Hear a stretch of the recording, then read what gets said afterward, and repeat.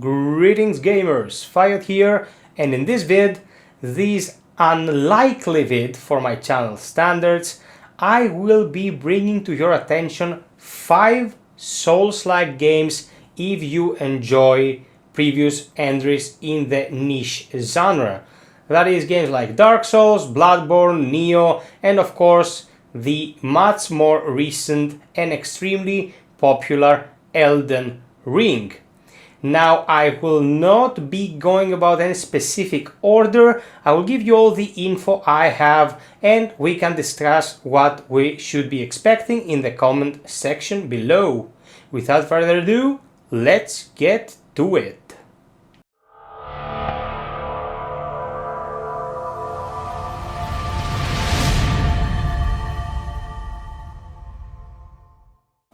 Hey guys, for the remainder of this video you'll also be looking at my face here, so we get better acquainted with people who have not been following the channel. I'm Fiat, I will be your host for today. So this is Still Rising, and you can tell it has the DNA of a Souls-like from first glance. You're managing stamina, have a health bar. If it's reduced to 0, you respawn at some, well, unknown as of now, respawn point. It has a very steampunky look to it. You're like an automaton here, a mechanical construct. You change parts of your body, adding new weapons and removing previously existing ones. Looks pretty interesting. We do not know much about it. The release date is unconfirmed as of now. It will release hopefully in 2022 according to the developers. The developers is Spiders, a team that is responsible for the recently released and highly acclaimed Gridfall. They created Bound by Flame in the past and the Technomancer. Bound by Flame is universally considered to be a kinda trash, but the Technomancer was a kinda interesting game that didn't get much traction, kinda like Elix by Piranha Bytes. It's not the greatest game of all time, but it has some interesting characteristics about it. Anyway, the studio is very promising. They're not, of course, the biggest team out there, nor are they running on the highest budget, but Still Rising is looking very promising, something to look forward to in 2022. The next game we will be checking is Bleak Fate Forsaken. This is created by Archangel Studios. I haven't really found much info on these guys. They're supposedly a new studio and this is their first project.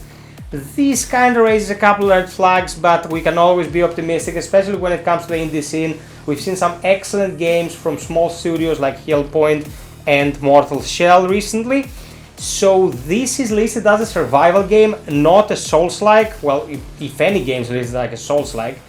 It comes close to feeling like Elden Ring and maybe Breath of the Wild.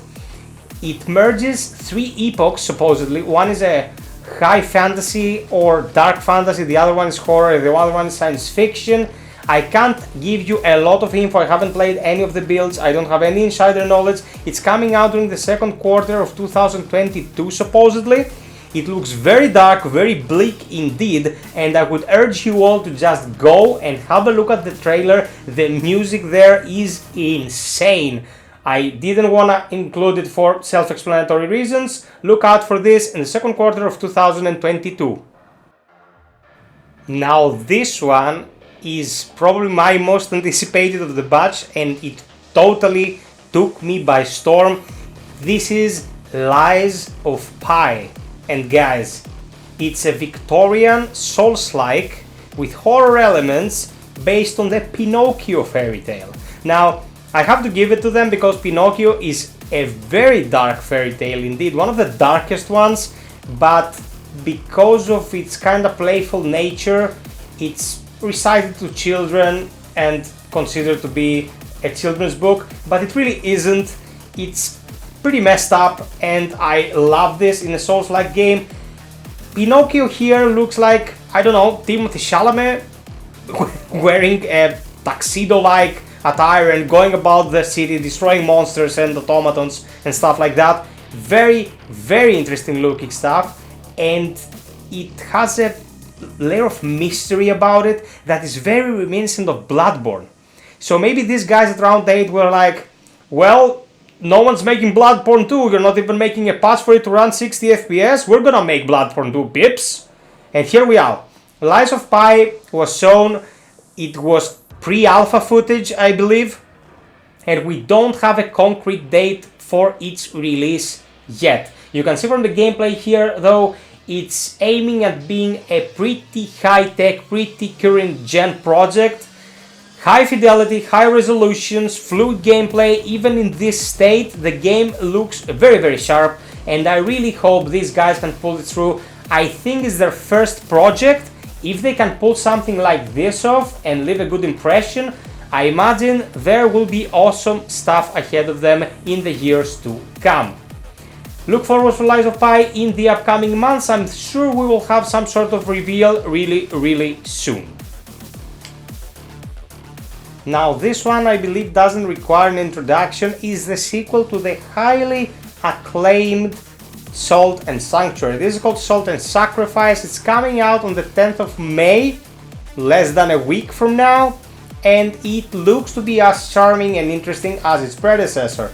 Ska Studios, the creators of this game and its prequel, are responsible for 2011's Dishwasher Dead Samurai. That was a game on Xbox Live Arcade, and it really surprised us with its quality and finesse. It was a very difficult side-scrolling hack and slash. This leans towards the Metroidvania Soulslike more than Dishwasher, of course. It has ability trees, difficult bosses, a stamina management system, and what you would expect from games of this niche genre. It also introduces a grapple hook. I don't know why grapple hooks are considered the golden standards these days, but I'm not gonna judge it on those merits, of course. I'm gonna wait for the game and see how well everything is implemented and how well it plays.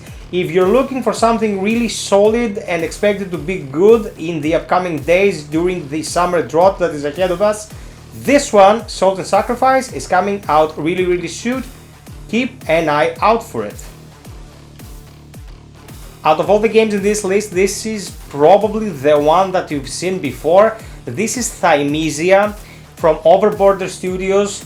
It looks really interesting. Again, a Victorian-like hack and slash Souls-like. It deals in some unknown plague, an unknown pathogen. You're this character named Corvus. It has very intricate battle mechanics. You can check the game out yourselves. There is a demo on Steam right now. It will be coming out on the 3rd of August, I believe, 2022, so not so far away. It should have come out earlier, some months ago, but they wanted to port it to current and previous gen systems. Look out for this one, guys. As I said, try the demo and go watch the trailers. They're pretty sublime. As I said, it's coming out in August. Go and check it out. Now, as an honorable mention, I want to bring to your attention Blue Sun. This is the upcoming expansion for Hellpoint. I didn't believe my eyes when I saw that these guys were actually putting out an expansion for their extremely underrated cosmic horror Souls-like. Guys, Hellpoint is out for every single system, even Stadia, and you should all give it a go. It's an excellent game that didn't get the attention it deserved. Very, very good, very, very dark, kind of creepy atmosphere seeping in every nook and cranny. You are a spawn in this game, a kinda bioengineered creature that's supposed to stop an upcoming calamity. Very cryptic, very interesting lore behind it, and I highly recommend it. Maybe not as flashy as some of the other entries, but a great game nonetheless, created by 11 people. We don't know exactly when it will be coming out, but keep an eye out of it nonetheless. I'm sure it's gonna be even better than the original creation. That's it from me, guys. Sub, like, and share for more content like this, and if you really want to help the channel, considering getting a membership or visit my Patreon. Until next time, be well, stay frosty, and always strive for perfection. Cheers!